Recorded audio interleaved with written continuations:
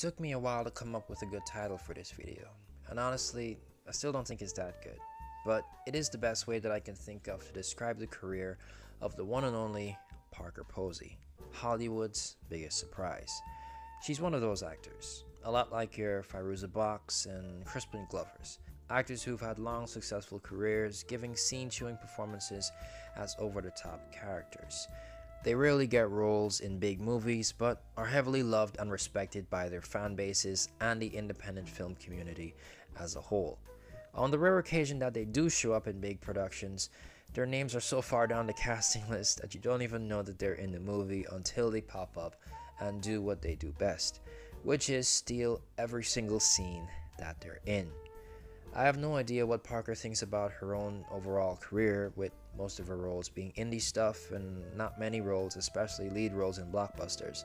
But that's exactly what makes her, in my opinion, Hollywood's biggest surprise. It's the rarity of her big screen appearances that makes them so special. I'll never forget the first time that I saw Parker Posey on screen.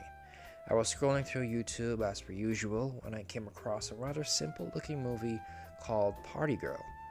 The opening seemed promising enough, and Parker was definitely cute enough, so I decided to save it for a rainy day. I eventually got around to watching it, and long story short, I thought it was just okay. Which definitely puts me in the silent minority, because going by what I see online, there's a surprisingly passionate cult fan base that loves this movie. But the bottom line is that Party Girl worked as a great showcase for what makes Parker Posey such an entertaining actress to watch. She's got great comedic timing, she's energetic, and she shows irresistible charm in every scene that she's in. Even though her performance in Party Girl was a great introduction for me, I had other stuff going on at the time, so I wasn't exactly in a huge rush to watch more Parker Posey movies. Fast forward about a month or two, and I finally get up the courage to do something that I've wanted to do for a while, and that's watch Greg Araki's 1995 dark teen comedy thriller, The Doom Generation. About a half hour into the movie, and out of nowhere, Parker Posey shows up wearing the most ridiculous and obvious wig ever. While it's just a short cameo, her scene is a good and standout moment in the film. Sure, The Doom Generation was nowhere near a blockbuster. It cost less than $1 million to make and barely made back a quarter of that at the box office. But the point is that I remembered who Parker was and got all excited as soon as she stepped on screen because I remember how happy her performance made me feel in Party Girl. We're not in blockbuster territory yet, but just bear with me, we're getting there. So another month or two passes by, and by a stroke of luck, I get a chance to watch one of the biggest cult classics of all time, the 1993 teen comedy Dazed and Confused. The movie's just as great as everyone says it is. The gags are funny, the ensemble cast is amazing, and then out of nowhere, guess who shows up to deliver one of our earliest, craziest, and most iconic performances ever? Who else but Parker Posey? Her brief scenes as the over-the-top and totally insane Darla are arguably, at least in my opinion, the funniest in the whole movie.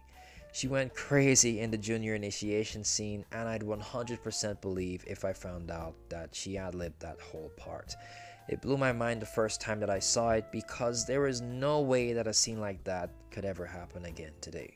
It was right after watching Dazed and Confused that I finally got it. I finally understood why it made me so weirdly happy to see Parker Posey on screen.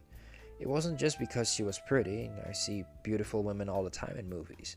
It was the surprise of seeing her in these bigger areas for short periods of time that made it feel so special.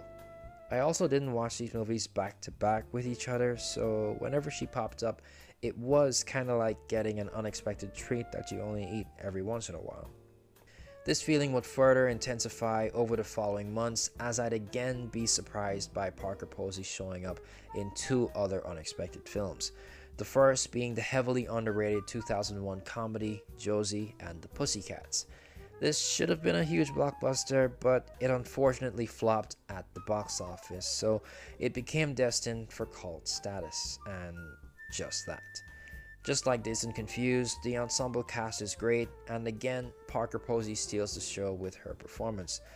Unlike her previous surprise appearances though, this one isn't just a brief pop-up, as she actually plays the villain of the movie, evil record label CEO Fiona. The writing in Josie and the Pussycats brought out the absolute best in Parker Posey. The movie is basically a spoof on the music industry, especially all of the cliches that go around boy bands and girl groups. Everything in the movie is exaggerated for comedic effect, so as you'd imagine, it's the perfect playground for an actor like Parker Posey. She's ridiculously over the top and completely insane the entire time. It's hilarious, and I loved every second of it.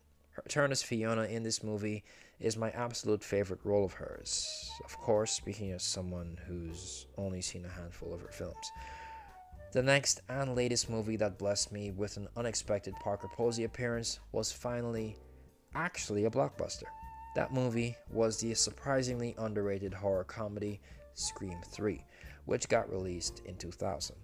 I'm still trying to wrap my head around it, but for the life of me, I can't understand why this movie is considered the worst of the Scream franchise. I haven't watched Scream 4 or 5 yet, and while it isn't great, Part 3 is definitely better than Part 2. I don't know why Part 2 is held in such high regard, and some even go as far as to say that it's better than Part 1, which sounds insane, but to each his own, I guess.